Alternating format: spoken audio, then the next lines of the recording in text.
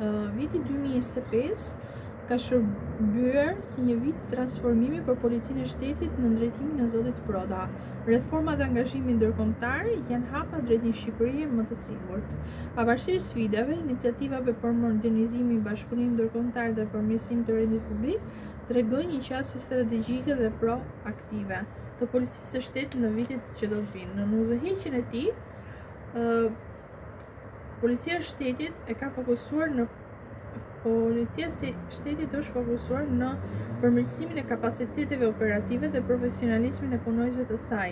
Janë ndërmarrë reforma për rritjen e efikasitetit në hetimin e krimeve të organizuara me përdorimin e teknologjive moderne dhe inteligjencës së policisë avancuar. Në këtë drejtim, bashkëpunimi me struktura ndërkombëtare ka luajtur një rol kyç duke sjellë ekspertizë dhe praktikë të mirëfillte në përballëtimin e sfidave komplekse të sigurisë. Një tjetër fokus ka qenë përmirësimi i sigurisë rrugore dhe redukimi i aksidenteve duke implementuar kontrolle të rrepta, fushat sensibilizuese dhe programe trajnimi për shoferët.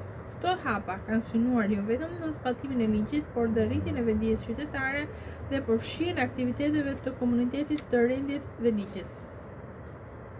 Në planin e brendshëm, zoti Proda ka promovuar transparencë, llogaridhënie, disiplinë brenda strukturave policore. Krijimi i sistemit të monitorimit të performancës, raportimeve periodike ka ndihmuar në identifikimin e dobësive dhe forcimin e aftësive menaxheriale dhe nivele të ndryshme. Bashkëpunimi ndërkombëtar, sfidat e mbetura, krimi organizuar, korrupsioni, modernizimi i mëtejshëm i policisë, ndërgjegjësim qytetar, menaxhimi i burimeve njerëzore. Viti 2025 për Policinë e Shtetit ka qenë vit i suksesshëm në shumë drejtime, por edhe një vit që ka nxjerrë në pa sfida të